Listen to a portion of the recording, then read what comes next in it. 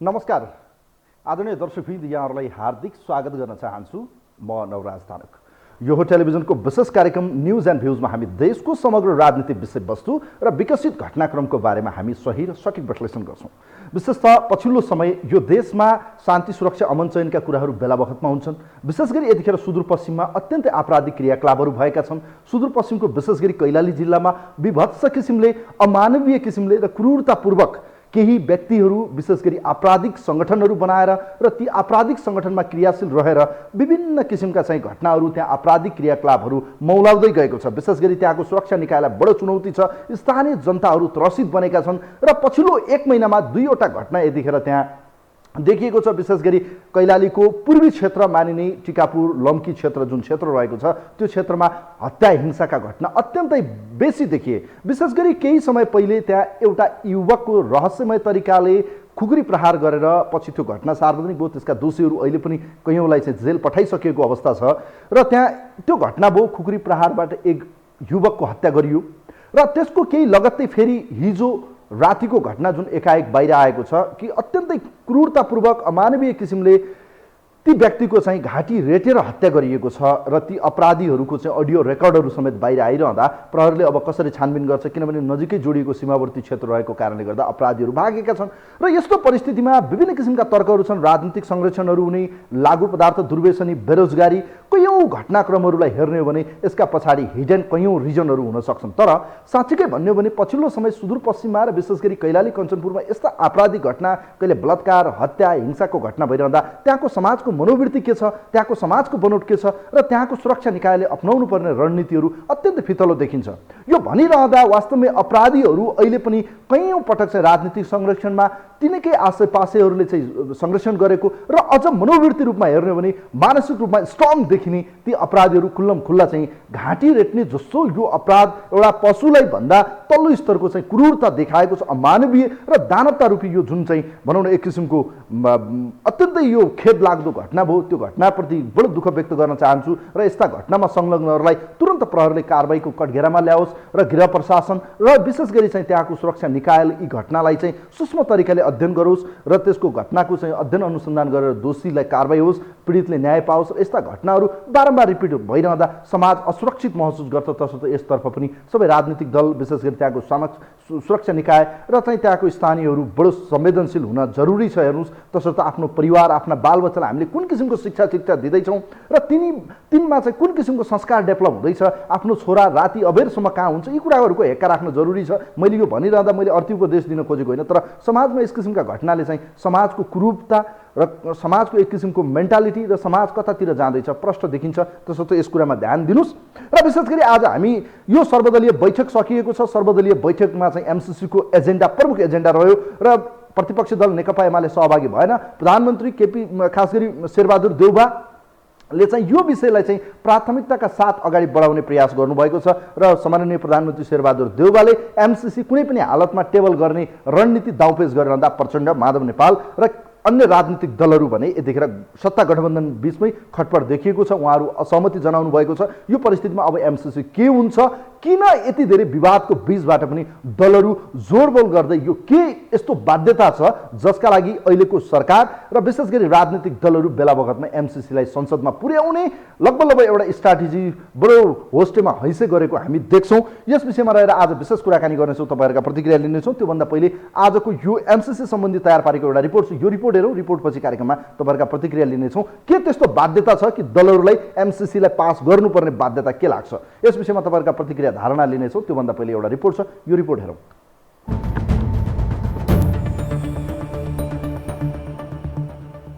एमसिसीका सम्बन्धमा बढेको तनावका कारण नेकपा माओवादी केन्द्रका अध्यक्ष पुष्पकमल दाहाल प्रचण्ड थाल खाउँ कि भात खाउँको अवस्थामा पुगेका छन्। केपी ओली नेतृत्वको सरकार ढल्न कांग्रेस सभापति शेरबहादुर देउवालाई अघि सारेका उनी अहिले देउवाले अघि सारेको एमसिसी सम्झौतामा सहमत हुन सकेका छैनन्। गठबन्धन टिकाउन देउवासँग सहमत भएर एमसिसी पास गर्न सघाउनु पर्ने देखिन्छ, तर पास गर्न सघाए विगतदेखि नै लिँदै आएको एमसिसी विरोधी अडान बेच्नु पर्नेछ। त्यसबाहेक गठबन्धन भत्किएर ओली देउवाको समीकरणमा मुलुक अर्ली इलेक्सनमा जाने सम्भावनामाथि पनि विश्लेषण भइरहेका छन्। दुवै सम्भावना प्रचण्डका लागि लागि कठिन मात्रै होइन, निल्नु र उकल्नु नै भनेको छ। देउबाजीले यसमा दबाब दिने कुरै आउँदैन। जब स्वयं एमसिसीका अधिकारीहरू के भन्छन् भने तपाईँहरूको यथेष्ट टाइम लिनुहोस् न, यी हाम्रो देशमा यस विषयमा चाहिँ नि जनमत एकमत छैन, यसमा विवाद छ, त्यस कारण हामीलाई यसमा समझदारी बनाउनका निम्ति समय लाग्छ भनिसकेपछि उनीहरू के भन्छन् भने तपाईँहरू आवश्यक समय लिनुहोस् न भन्ने। अनि देउबाजीले होइन आजै पास गर्नुपर्छ, अहिल्यै पास गर्नुपर्छ भन्ने ढङ्गले सोच्नु चाहिँ नि यो गठबन्धनको संस्कृतिको विपरीत हुन्छ। एमसिसी पास गर्न प्रधानमन्त्री देउबाले दबाब देलान् कि भन्ने चिन्तामा माओवादी केन्द्रका नेताहरू छन्। यथास्थितिमा पास गर्न नसक्ने विगतदेखिकै अडानलाई कायम राखेर अघि बढ्न प्रचण्डलाई नेता कार्यकर्ताहरूले सुझाइरहेका छन्। यसका लागि गठबन्धन नै त्याग्न परे पनि पछि हट्न नहुने कतिपय नेताको तर्क छ। तर प्रमुख प्रतिपक्षको भूमिकामा रहेका एमाले अध्यक्ष ओलीले गठबन्धन नै भत्काएर अघि बढ्न तयार भए एमसिसी पास गर्न सहयोग गर्ने सन्देश देउबालाई दिएका छन्। के भन्छ त नेपाली कांग्रेस? यो अवसरवादी गठबन्धनलाई साथमा लिएर एमसिसी गर्दै यो एमाले विरोधी मोर्चाको रूपमा यसलाई क्रियाशील बनाएर जान चाहन्छ या यसको विकल्पमा नयाँ ठाउँमा उभिएर छलफल गर्न तयार छ? एमाले के गर्नु तयार? यो त प्रधानमन्त्रीजीको हातमा छ भने नि मैले। प्रधानमन्त्रीजीले के गर्नुहुन्छ? प्रधानमन्त्रीजीले हामीसँग कस्तो सहयोगमा आएको हो? कुनै पनि अवसरको निम्ति हाम्रो ढोका चाहिँ खुल्ला छ। एमसिसी सम्झौता जतिसक्यो चाँडो अनुमोदनको पक्षमा रहेको अमेरिकाले केही समय पर्खिन सक्ने निर्णय लिएपछि प्रधानमन्त्री देउबा गठबन्धनमा दबाब दिएरै भए पनि यो प्रस्ताव पास गर्ने तयारीमा देखिन्छन्। सम्झौता पास गर्न नेपाल सरकार प्रतिबद्ध रहेको भन्दै मङ्सिर 28मा सम्पन्न एमसिसी बोर्ड बैठक आशावादी बनेको थियो। त्यसअघि नै प्रधानमन्त्री देउबाले एमसिसीको मुख्यालयमै पत्र लेखेर सम्झौता अनुमोदनका लागि सरकार प्रतिबद्ध रहेको विश्वास दिलाएका थिए। सभामुखको विदेश भ्रमणको मौका पारी सरकारले संसद बैठक नै आह्वान गरेको थियो।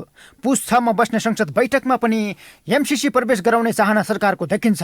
यति भएर पनि सभामुखले एमसिसी सम्झौता संसदमा टेबल गराउने नगराउने टुङ्गो छैन। सभामुख अग्नि सापकोटाको भूमिका प्रचण्डका लागि अनुकूल हुन सक्छ। पतन यही गराउनका निम्ति पश्चिमा शक्तिहरू लाग्यो। तपाईँको एउटा कुरो भन्नुहोस् न, एमसिसी यहीँ पसिएको छ। गठबन्धन त भोलि चेन्ज हुनसक्छ। पहिला पनि के थियो भन्दै माले एमाले फुट्यो, गिरिजा र चाहिँ वामदेवको संयुक्त सरकार बन्यो, भरे कुरो मिलेन, वामदेवले राजीनामा गर्न लगाए पार्टीको मान्छे, एमालेसँग गठबन्धन भएर चाहिँ सरकार बन्यो। भोलि एमसिसीको कुरो आउँदाखेरि एमाले र शेरबहादुरको सरकार बन्यो भने के हुन्छ? सत्ता साझेदार साना कम्युनिस्ट दलहरूभन्दा शक्तिशाली प्रमुख प्रतिपक्ष दल नेकपा एमालेसँग मिलेर सम्झौता पास गर्न प्रधानमन्त्रीका लागि बढी सहज छ। यसका लागि देउबाले गठबन्धन भत्काएर ओलीसँग सहकार्य गर्न तयार हुनुपर्नेछ। यस्तो अवस्था सिर्जना हुँदा एमसिसी मात्रै प्रभावित हुने होइन, सत्ता समीकरण र आगामी निर्वाचन समेत प्रभावित हुनेछ।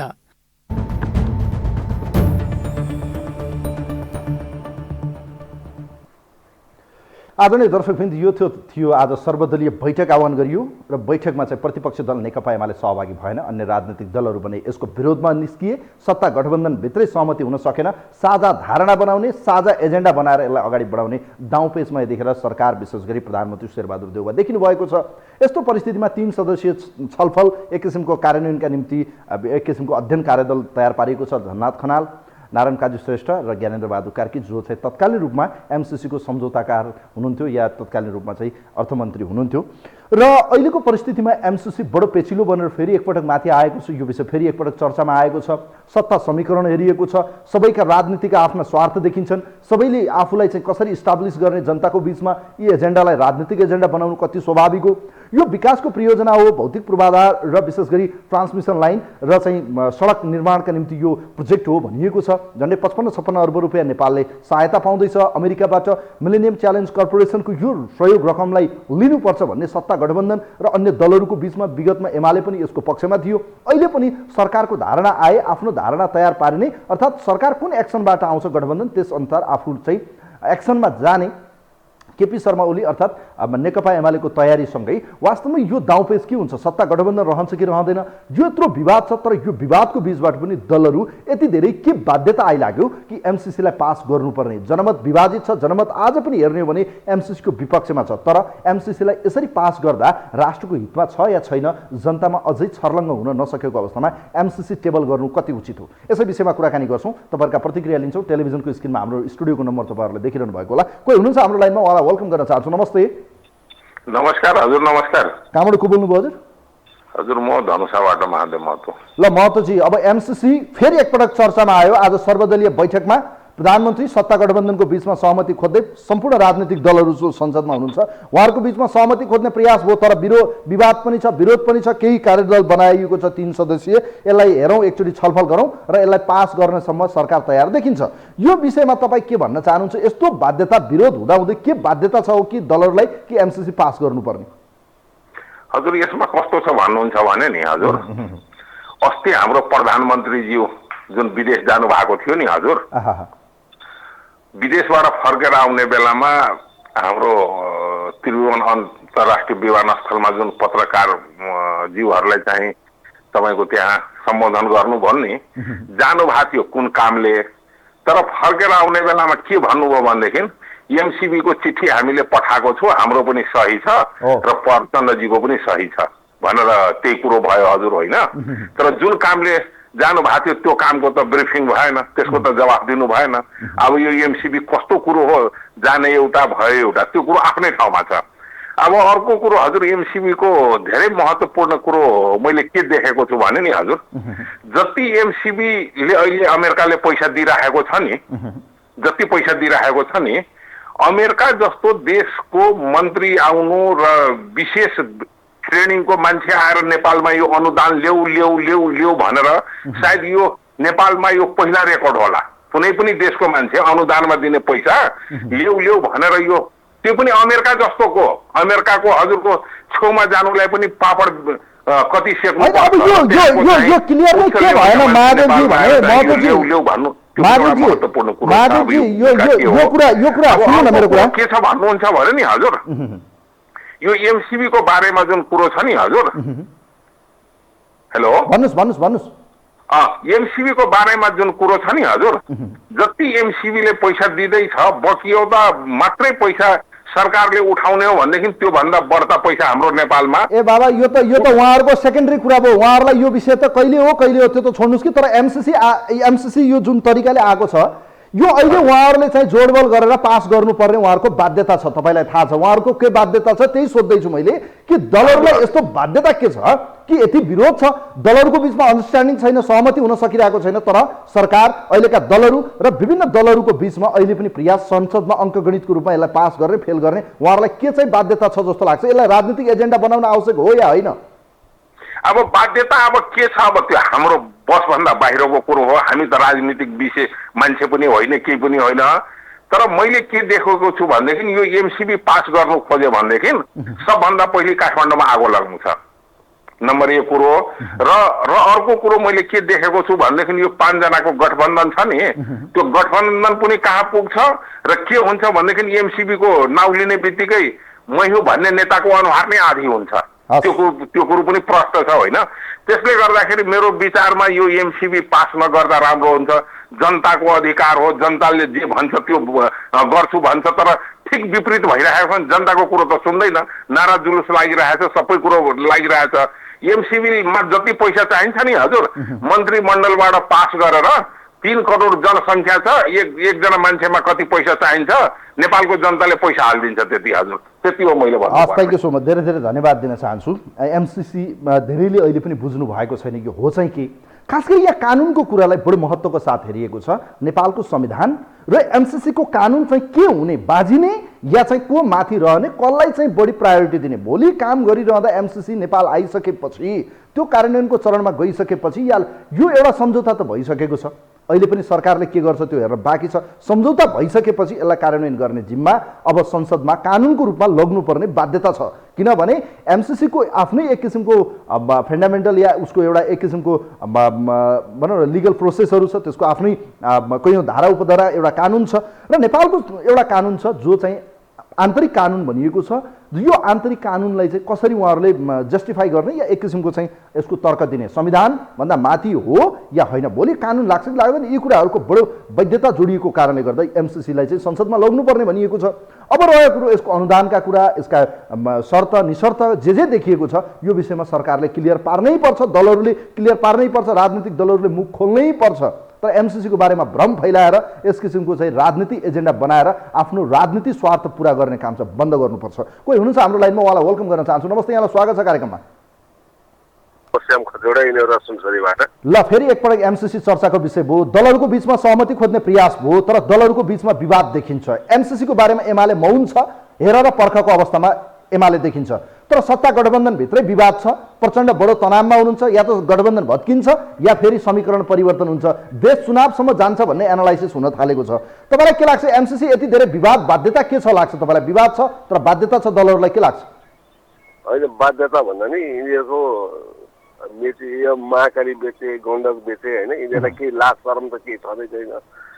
जब पहिलेको बजेटमा 7 करोड छुट्याएको छ, अहिलेको बजेटमा 9 करोड छुट्याएको छ, ट्र्याक लाइन विद्युत लाइन बनाएको छ, सबैलाई थाहा छ नि, घर जग्गा लिइसकेको छ भनेदेखि यो नेपालको कानुनभन्दा माथिको एमसीसीलाई पास गर्नुपर्ने बाध्यता होइन, यो यिनीहरूको अनिवार्यता हो क्या।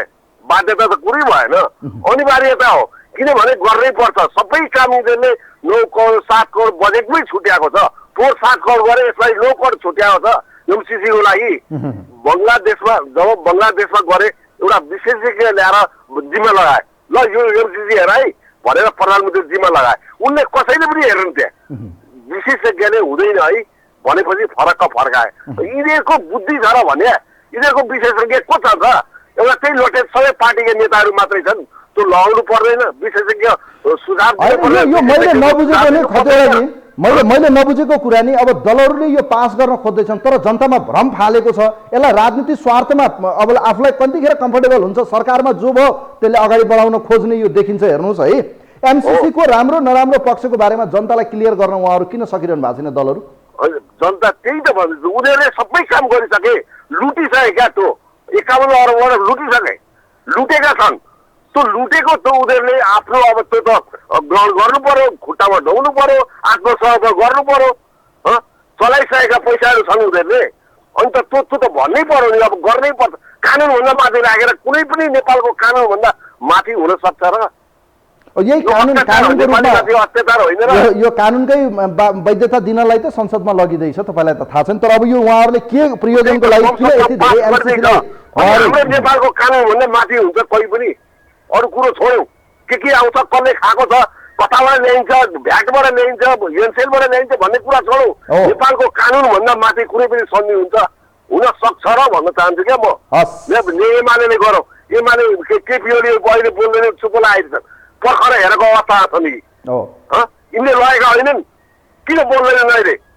अनि यो जनतालाई भ्रममा राखेर, जनतालाई गुमराहमा राखेर यो किसिमको दाउपेच चाहिँ राजनीतिक दलहरूले खेल्नु बडो बेइमानी हुन्छ। यो चाहिँ क्लियर गर्नुपर्छ उहाँहरूले। जनताका लागि, जनताको सरकारका विषयमा संसद बन्द छ, 57वटा विधेयक पारित हुन बाँकी छ, यिनीहरूको पाउको हो, नेपाल यिनीहरूको पाउको हो, संसद यिनीहरूको पाउको हो।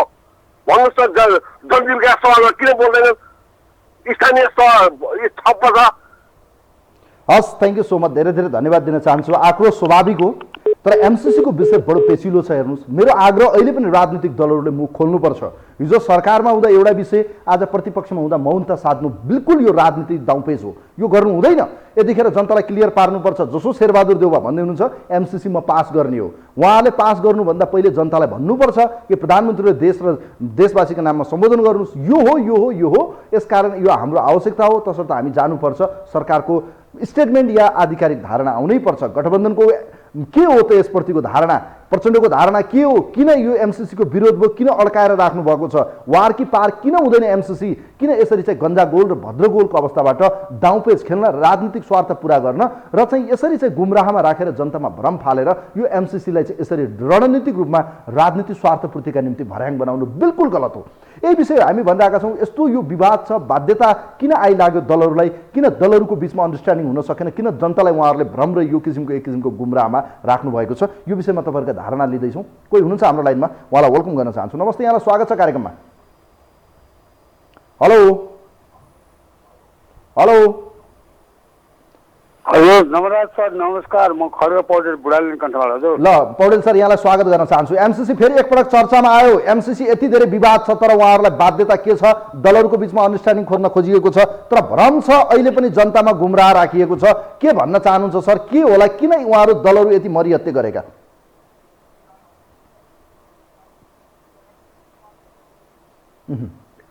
अब एमसीसी यहाँ नेपालमा ल्याउनु भनेको नै एउटा अब अमेरिका मात्रै मित्र होइन हाम्रो, चाइना पनि मित्रता छ चाइनामा पनि। अब चाइनालाई तोड्नु होइन, अमेरिका आउनासाथ अर्को चाइनातिर तोडिन्छ, यो कुरो बुझ्या छ कि छैन अब त्यो संसद चलाउनेले। अब दोस्रो कुरो त्यो हाम्रो राष्ट्रघाती हुनेछ। अब यहाँ नजिकमा त्यो अफगानिस्तानमा जुन किसिमको हालत भयो नि, अब त्यहाँ सहयोग थिएन र अमेरिकनहरू गएर सहयोग गरेका थिए, लडेका थिए, आतङ्कवादी मारेका थिए, पैसा पनि सहयोग गरेका थिए। के भयो त अफगानिस्तान? त्यो कुरो हो। यो संसद चलाउने केही चाहिने धूर्त व्यक्तिहरूलाई थाहा छ कि छैन? यो हाम्रो नेपाल सार्वभौम राष्ट्र अब धुजा एउटा युद्ध स्थल बन्छ। अब यसलाई बुझ्नु पर्यो तिनीहरूले। र अर्को कुरो, यदि बलजबरी गरी ल्यायो भने हामी सम्पूर्ण नेपाली उठेर जो ल्याउँछ त्यो छानी त्यसलाई जनताले कारवाही गर्नुपर्छ भन्न चाहन्छु। हजुर नमस्कार। धेरै धेरै धन्यवाद छ पौडेल सर, धेरै धेरै धन्यवाद छ। यहाँले आफ्नो प्रतिक्रिया विचार राख्नुभयो। विचार राख्ने सबैलाई स्वतन्त्रता छ, उहाँहरूलाई विचार राख्न सक्नुहुन्छ कार्यक्रममा। र टेलिभिजनमा तपाईँले हाम्रो स्टुडियोको नम्बर देखिरहनु भएको होला साइडमा, त्यो नम्बर तपाईँहरूलाई फोन गर्न सक्नुहुन्छ, तपाईँहरूका प्रतिक्रिया लिन्छौँ। एमसिसी विषयमा आम जनताले बुझ्नु भएको छैन, हो चाहिँ के हो? रियालिटी कुराहरू भन्दा भ्रमका कुराहरू पारिएको हो कि सस्तो लोकप्रियताका निम्ति हो कि प्रायोजित पो हो कि साँच्चीकै देशको हितमा छ कि यो विकासको प्रयोजना हो भने किन चाहिँ डराउने? यदि विकासको लागि होइन, यो देशको राष्ट्रघातका विरुद्ध राष्ट्रघाती छ या राष्ट्रका निम्ति त्यति सुइटेबल छैन भने यसलाई दलहरू मिलेर रिजेक्ट गर्न किन कन्जुसाइ गर्नुभएको?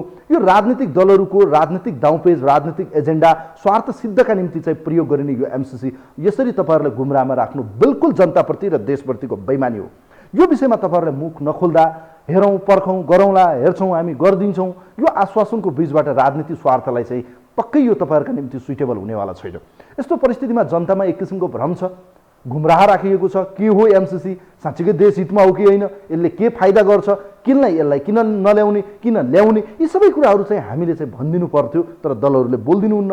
गोप्य छ, के सहमति हो थाहा छैन, जनतालाई भ्रम छ। यसको बिचमा के अन्डरस्ट्यान्डिङ हो? नेपालको कानुन ठुलो हो कि एमसिसीको कानुन ठुलो हो? यही भ्रममा छ। यो पैसा किन चाहिएको मरिमरि, यही यावत विषयहरू छन्। हेर्नुहोस्, यो विषयमा दलहरूले आफ्नो धारणा सार्वजनिक गर्नुपर्छ। कोही हुनुहुन्छ हाम्रो लाइनमा, उहाँलाई वेलकम गर्न चाहन्छु। नमस्ते, यहाँलाई स्वागत छ कार्यक्रममा। नमस्ते नवराजी। ल केपीजी, यहाँलाई स्वागत छ। अब पछिल्लो समयको राजनीतिक घटनाक्रम देखिरहनु भएको छ, एमसिसीको विषयमा कुराकानी गरौँ। केही घटनाहरू हामी सुनि पनि रहेका छौँ। अहिले एमसिसीको विषय सर्वदलीय बैठक बोलाइयो, अन्डरस्ट्यान्डिङ खोज्ने प्रयास भइरहेको छ, अर्थात् सहमति खोज्ने प्रयास छ। के भन्न चाहनुहुन्छ? यो बाध्यता किन आइलागेको छ दलहरूलाई? यसलाई रिजेक्ट किन गर्नुहुन्न उहाँहरू? यो एमसिसीको विषयमा नवराजी, यो टिभीले जुन यो प्रसङ्गहरू अहिले तपाईँहरूले ल्याइदिनु, यो टिभीमा ल्याइदिनु भयो, यो तपाईँहरूको टिमलाई र तपाईँलाई विशेष गरेर धन्यवाद छ तपाईँहरूलाई। यस्ता विषयमा त तपाईँहरूले कमसेकम जनताको माझमा यी कुरोहरू सत्य के हो भन्ने कुरोमा तपाईँहरू पनि खोजीमा लाग्नु भएछ र यो तपाईँहरूको टिमलाई र तपाईँलाई विशेष धन्यवाद छ। अब रह्यो कुरो के भनेपछि एमसिसीको विषयमा के छ भन्नुहुन्छ भने यो 57 अर्ब रुपियाँ 56 अर्ब रुपियाँ भनेको ठुलो यो रकम पनि होइन कि कुनै देशको लागि, र यो देशको लागि पनि होइन। समस्या कहाँ हो भन्नुहुन्छ भने पञ्चायती काल पछिको यो देशलाई बर्बाद लुट गर्ने भनेको नेपाली काङ्ग्रेस र नेकपा एमाले हो। यो देशको जलस्रोतको देश, यो जलस्रोत सबै बेचेर खाइसकेको अवस्था हो। काङ्ग्रेसले तपाईँको बिक्री गर्छन्, सम्झौता गर्ने बेलामा एमाले गर्छन् र त्यसको त्यसको हिस्सा चाहिँ तपाईँको एमाले लिन्छ। अब रह्यो कुरो के भन्नुहुन्छ भने एमसिसी काङ्ग्रेस र एमाले सरकार फुटाएर अथवा समीकरण भत्काएर भए पनि यो पास गर्छ। अब नेकपा माओवादी केन्द्रको जुन विषय छ, नेकपा माओवादी केन्द्रलाई समस्या छ। उसलाई समस्या के छ भन्नुहुन्छ भने हिजो तपाईँको जनयुद्ध हाँक्ने सिलसिलामा विभिन्न किसिमको क्षति भएको र अमेरिकाले उसलाई आतङ्ककारी घोषणा गरेको अवस्था र आतङ्ककारीको बिल्ला अहिलेसम्म नहटाएको अवस्था। अब नेकपा माओवादीको अध्यक्ष पुष्पकमल दाहाललाई खाऊ भने दिनभरिको शिकार नखाऊ भने यो सासुमाको अनुहार भने जस्तै भएको छ। अब उसले एमसीसी पास गर्दा पनि मुलुक बिग्रिन्छ र एमसीसी पास नगर्ने भने उसको तपाईँको के अरे आतङ्ककारीको बिल्ला हटाउँदैनन्, ऊ धर्म सङ्कटमा छ। नेकपा एमाले भनेको चतुर छन्, ऊ त तपाईँको बकुलाको जस्तो खोलाको किनारमा बसेको छ। समीकरण भत्कोस्, तपाईँहरू भत्काउनुहोस्, काङ्ग्रेसलाई हामी साथ दिन्छौँ भनेर ऊ त्यतातिर लागेको छ। नेकपा एमाले र नेपाली काङ्ग्रेस यो देशको राष्ट्रघाती भन्दा कुनै पाप लाग्दैन। यो देशको राष्ट्रघातीमा देश रहे पो तपाईँको देशमा राजनीति गर्ने हो, देश रहेन भने केपीजी यो गन्जागोलमा राखिरहन मिल्छ भने जनतालाई गुमराह र भ्रममा राखेर यस किसिमको राजनीति दाउपेचमा राजनीति स्वार्थ पुरा गर्न मिल्छ दलहरूलाई, तपाईँलाई के लाग्छ? नवराजी यो तपाईँको के छ भन्नुहुन्छ भने नेपाली काङ्ग्रेसले र तपाईँको नेकपा एमाले बैमानीको राजनीति मात्रै गर्छ। यो बैमानीको राजनीतिले गर्दा आजसम्म यो मुलुक बिग्रेको हो। तर एउटा कुरो गाँठो पारेर के राख्नु पर्यो भने दुईटा शब्द मात्रै अब तपाईँलाई म भन्छु, एमसीसी पास भइसक्यो भनेपछि यिनीहरू गर्छन्। एमसीसी पास भएपछि चाइनाको बिचको लडाइँ र तपाईँको अमेरिकाको बिचको द्वन्द्व तर्किन्छ। र दोस्रो कुरो के भनेपछि यो एमसीसी पास हुँदैछ नेपालमा तपाईँको नेपाली जनताहरू, इमान्दार जनताहरू र यो देशलाई माया गर्ने जनताहरू व्यक्तिहरू जो छ यो देशमा यो एमसीसी पास गर्ने पार्टीका नायकीहरूलाई सबलाई लखेछ। म अहिले यति मात्रै भन्छु तपाईँलाई। Thank you so much. KP Chaudhary हुनुहुन्थ्यो धनगढीबाट, उहाँले आफ्नो प्रतिक्रिया राख्नुभयो, आफ्नो विचार राख्नुभयो। तपाईँहरूका विचार हामी कार्यक्रममा समावेश गर्दैछौँ, विचार सुन्दैछौँ। एमसीसी यस्तो भ्रमपूर्ण किन पारियो? एमसीसीका राम्रा नराम्रा पक्षको बारेमा सार्वजनिक बहस एक किसिमको स्टेटमेन्ट राजनीतिक दलहरूले आफ्नो धारणा दिनु पर्थ्यो। पास गर्ने कि नगर्ने सोचौँला, विचार गरौँला, यो पनि कुनै तर्क हो? यस्तो यो बच्चा खेलाएको खेलौना जस्तो बनाएर आम जनता 3 करोड नेपालीलाई भुलभुलैयामा राखेर दिनेलाई पनि लाज, लिनेलाई पनि डर, यो हो चाहिँ के? लिनेले पनि लैजा भन्ने, लिनेले पनि म लिन्छु मात्रै भन्ने, तर के हो त रियालिटी कुरा भनि नदिने। यसरी दाउपेचमा राखेर न हाम्रो भनौँ न कूटनीतिले राम्रो पहल गर्न सक्छ, न हाम्रो चाहिँ परराष्ट्र नीति क्लियर हुन्छ, न वैदेशिक सम्बन्ध राम्रो हुन्छ, न हाम्रा देशका नेता र जनता बीचको सम्बन्ध राम्रो हुन्छ। यो विषयमा चाहिँ दलहरूको बिचमा जुन आज प्रयास भयो साझा धारणा खोज्ने, त्यहाँ छलफल हुन आवश्यक छ, विचार मन्थन हुन आवश्यक छ। राम्रो नराम्रो पक्षको विषयमा चाहिँ जनतालाई क्लियर पारिदिनुपर्छ, यो हाम्रो देशको हितमा छ या यो अहितमा छ, यो विषयलाई यसरी जाने हो, यो गर्ने हो भन्ने विषयमा यसरी यो एक किसिमको कुरा चपाएको जसरी जिब्रोलाई चाहिँ यसरी यो भित्रभित्रै गुमराहमा राखेर चाहिँ जनतालाई भ्रम फाल्नु बिल्कुल गलत हो। कोही हुनुहुन्छ हाम्रो लाइनमा, उहाँलाई वेलकम गर्न चाहन्छु। नमस्ते, यहाँलाई स्वागत छ कार्यक्रममा। हेलो नमस्कार। कहाँबाट को बोल्नुभयो हजुर? म पोखराबाट बुद्धिबहादुर छेत्री सर। ल छेत्री सर, यहाँले विचार राख्नुहोस्। विशेष गरी सर्वदलीय बैठक सकियो तर सहमति हुन सकेन। एमसीसी कुनै पनि हालतमा सरकारले टेबल गर्न खोजिरहेको छ, प्रतिपक्षी दल पर्खर हेर वेट एन्ड सीमा छ। अब यो परिस्थितिमा यो एमसीसी यति धेरै विवाद छ, बाध्यता के छ दलहरूलाई? किन उहाँहरू मरिहत्ते गर्नुभएको छ? के लाग्छ तपाईँलाई? मलाई एमसीसी को बारेमा मेरो आफ्नो विचार यस्तो छ सर, यो एमसीसी जहाँसम्म लाग्छ यो कुनै पनि के अरे कारणले गर्दा यो देशको हितमा छैन। किनभने अमेरिकाले जहाँ जे गर्छ उसले आफ्नो बेनिफिट मात्रै लिने काम गर्छ। तर पनि अझ विशेष गरेर नेपालमा त उसले एउटा समय सीमा तोक्छ र त्यसपछि फेरि 3 महिना 6 महिना भनेर फेरि बढाउँछ। तर समस्या के पर्यो भने हाम्रो दलका नेता जो प्रचण्ड हुनुहुन्छ, जो के अरे केपी ओली हुनुहुन्छ, जो शेरबहादुर देउपा हुनुहुन्छ, उहाँहरूले कयौं अमेरिकन डलर चाहिँ यसमा आफ्नो चुनावमा ल्याएर खर्च गरेर खाइसक्नु भएको छ र हाम्रो यहाँका सिधा साधा जनतालाई भुलाउने र छक्काउने काम गर्नुभएको छ। त्यसो भएर आज यो सर्वदलीय बैठकमा एउटाले हाने जस्तो गर भन्ने, अर्को चाहिँ रोए जस्तो गर्छु भन्ने, यी जसरी पनि शेरबहादुर, केपी शर्मा ओली र यो जो ठुल्ठुला नेताहरू छन् यिनीहरूले विदेशीको पैसा खाएर यी नितान्त अत्यन्तै राष्ट्रघाती, यी अत्यन्तै यी दलाल, यी अत्यन्तै नेपाललाई सक्ने मिसनमा लागेका यी बदमास मान्छेहरू हुन्। त्यसो भएर एमसीसी कुनै हालतले पनि पास गर्नु हुँदैन र एमसीसी पास कदाचित गरिहालेछन् भने तिनीहरूको चाहिँ कुनै पनि खैरात छैन। त्यसो भएर एमसीसी कुनै हालतले पनि पास गर्न हुँदैन सर। हस्, थ्याङ्क यू सो मच। धेरै धेरै धन्यवाद दिन चाहन्छु। अब अन्तिम कल लिन्छौँ। यतिखेर छेत्रीजी हुनुहुन्थ्यो पोखराबाट। तपाईँहरूका प्रतिक्रिया, तपाईँहरूका विचार, तपाईँहरूका धारणालाई कार्यक्रममा स्थान दिने प्रयास कार्यक्रम न्युज एन्ड भ्युजको हो। विशेष गरी समसामयिक राजनीति विषय, विकसित घटनाक्रम र आम जनताको चासो र चिन्ताको सवालमा हामी तपाईँहरूका प्रतिक्रियालाई कार्यक्रममा स्थान दिँदै आएका छौँ।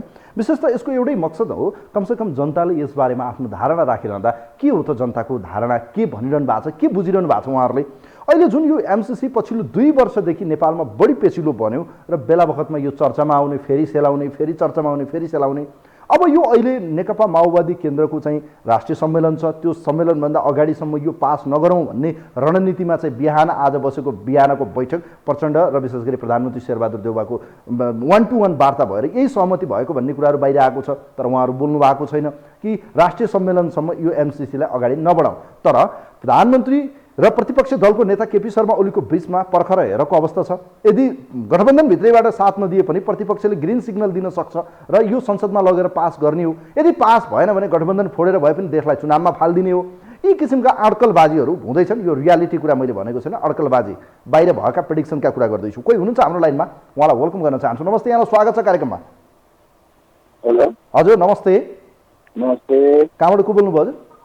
म सानेपाबाट जिल्लामा विष्ट बोलेको। ल विष्ट सर, यहाँले प्रतिक्रिया राख्नुहोस्। एमसिसीको विषय यति धेरै विवाद छ, तर दलहरूको मौनता, दलहरूको यो भनौँ न एक किसिमको लुछाचुनी र एक किसिमको पुस गरिरहेको देखिन्छ। बाध्यता के छ, के लाग्छ एमसिसीको बारेमा, तपाईँले के बुझ्नु भएको छ? सबभन्दा पहिला त यो एमसिसीको बारेमा कसैले पनि यो कुरा कसैले पनि उठाएन। एमसिसी जस्तै अहिले सुरक्षा परिषद छ नि, सुरक्षा परिषदलाई यो एमसिसीमा इन्भल्भ गरेर सुरक्षा परिषदले स्टडी गरेर नेपालको लागि फाइदा बेफाइदा के छ, यसको चाहिँ पछि नेपाललाई पर्न सक्ने असर, राम्रो असर नराम्रो असर, यो चाहिँ कसैले पनि कोही राजनीतिज्ञहरूले पनि विचारै गर्नु भएन कि। र जब मन्त्री भएपछि या संसद सदस्य भएपछि उहाँहरू सबै ज्ञाता त होइन होइन। त्यस कारण चाहिँ यो सुरक्षा परिषदलाई इन्भल्भ गराएर सुरक्षा परिषदले नै विशेषज्ञहरूलाई बोलाएर छलफल गरेर यसको चाहिँ नि मतलब नेपालको लागि बेनिफिट अथवा बेनिफिट छ या छैन चाहिँ अध्ययन गर्न लगाउनु पनि कसैले पनि गरेर। नम्बर 1 कुरा। नम्बर 2 कुरा के भने नेपालका जति पनि संसद सदस्य र मन्त्रीहरू हुनुहुन्छ उहाँहरूले देशको लागि कसैले पनि विचार गर्नु भएन। र अहिले जति बुद्धिजीवीहरू एमसिसीको विरोधमा आइरहनु भएको छ उहाँहरूले त्यसै विरुद्ध गरेका छैन होला। जस्तै एउटा सानो उदाहरण दिन्छु। एमसिसीमा चाहिँ नि काम गर्ने मान्छेहरू संसारको जुनसुकै देश होस् नेपालले भिसा दिने भने। नम्बर 1 कुरा। नम्बर 2 कुरा के, उनीहरूले कुनै यहाँ जस्तै भनौँ कसैले गाडी एक्सिडेन्ट गरेर नेपाली व्यक्ति मृत्यु भयो या कसै नेपाली चेलीहरूलाई अनावश्यक हरकत जस्तै रेप भनौँ या मार्यो भने पनि नेपालको कानुनमा लाग्ने, त्यो चाहिँ नि अमेरिकाकै कानुन। त्यस्तो पनि कहीँ हुनसक्छ र? कुनै पनि देशलाई सहयोग दियो भने त बिना सर्त गर्नु पर्यो। र अर्को कुरा, संसदबाट पास गर्नुपर्ने कारण के हो? संसदबाट पास गर्ने हो त्यो एउटा बनाउनु संविधान। मैले भने यो कानुनकै विषय हो। मेन पेचिलो भनेको कानुन नै हो विष्ट सर। उहाँहरूको कानुनमा बाँझिने डर छ। नेपालको कानुन आन्तरिक कानुन मलियो संविधानमाथि कि एमसिसीको कानुनमाथि, यो दुईटा विषय नै पेचिलो विषय हो। यो देखिएको लडाइँ नै त्यही छ। अब यसको पछाडि दलहरूको मौनता र जनतामा भ्रम छ। यो एक किसिमको चाहिँ गुमराहमा राखिएको छ। जनतालाई क्लियरिटी हुन सकेका छैन। अहिले जनता क्लियर हुँदैछन् बिस्तारै बिस्तारै। अब यो रियालिटी र भ्रम, अब एउटा विकासको परियोजना भनिएको छ तर कहीँ शर्त राखिएको छ। हेर्दा अप्ठ्यारो छ विष्ट सर है। अब यो परिस्थितिमा यस्तो परिस्थिति छ एमसिसीको बारेमा तपाईँले आफ्नो धारणा राख्नुभयो। म धन्यवाद दिन चाहन्छु यहाँलाई। Thank you so much. एउटा गर्न रिमाइन्ड गराउन चाहन्छु भने सुरक्षा परिषदमा यो विषयलाई लिएर हेरेर सुरक्षा परिषदले स्टडी गरेर गर्ने विषय हो कि न कि मन्त्री र संसद सदस्यहरूले गर्ने चिज होइन यो। त्यसकारण म चाहिँ यो नम्र निवेदन के गर्न चाहन्छु। धेरै धेरै धन्यवाद दिन चाहन्छु। Thank you so much. विष्टजी हुनुहुन्थ्यो यतिखेर हामीसँग। उहाँको प्रतिक्रिया लिउँ। उहाँले भन्नुभयो सुरक्षा परिषदले यसको बारेमा अध्ययन गरेर मात्रै उहाँहरूले एउटा किसिमको गाइड या भनौँ सुझाव या यसलाई के कसरी जान सकिन्छ एउटा राय दिन सक्नुहुन्थ्यो भने यो बेटर हुन्थ्यो। दलहरूका नेताहरूलाई धेरै विषय थाहा छैन। कहीँले अध्ययन गर्नुभएको छ, कहीँले गर्नुभएको छैन। जाँदा जाँदै म भन्न चाहन्छु विशेष गरी यो एमसिसीको विषय यति धेरै पेचिलो बनेको छ, यति धेरै विवाद बनिसकेपछि यसलाई रिजेक्ट गर्ने या पास गर्ने साझा धारणा बनाउन सही विषय हो। उहाँहरूको अन्डरस्ट्यान्डिङ खोज्नु, राजनैतिक दलहरूको बिचमा अन्डरस्ट्यान्डिङ खोज्नु जायज नै हो, तर दलहरूको यो दुर्विकृत एउटा एक किसिमको ध्रुवीकरण देखिरहँदा उहाँहरूको बिचमा मनमुटाव देखिन्छ, विवाद देखिन्छ, जनतामा भ्रम छ, अन्योलता छ। गुरुआमा राखेर कहीँ कतै यसलाई पास गर्न खोजिने हो कि भन्ने एक किसिमको चाहिँ अन्योलता पनि छ, शङ्का उपशङ्काहरू छन्। यो परिस्थितिमा दलहरूले सुझबुझ अपनाउनु जरुरी छ र वास्तवमै एमसिसीका कयौँ पक्षहरूमा अहिले पनि रिजर्भेसन छन्। यो गलत हो, देशको घातमा छ, देशको अहितमा छ भन्ने कुराहरू छ। यसतर्फ राजनीतिक दलहरूले समयमै सही निर्णय लिएर चाहिँ जनतालाई यो कुराको छर्रङ्ग पार्न जरुरी छ। तसर्थ एमसिसी नेपालको हितमा छ या छैन यसको अध्ययन अध्यता या भनौँ ज्ञाताहरूले यसबारेमा पनि आफ्नो धारणा राखिदिनु होला र यो विषय यति धेरै पेचिलो बनिरहँदा यसलाई किन चाहिँ यति धेरै विवाद बनाएर चाहिँ अड्काएर राखेको, या त वार गर्नुहोस् या त पार गर्नुहोस्, या हुन्छ भन्नुहोस् या रिजेक्ट गर्नुहोस्। यही नै हो मेरो धारणा। कार्यक्रम हेरिदिनु भयो यहाँहरू सबैलाई धेरै धेरै धन्यवाद दिँदै कार्यक्रमको एउटा टिमसँगै आजलाई कार्यक्रमबाट म पनि बिदा हुन्छु। नमस्कार।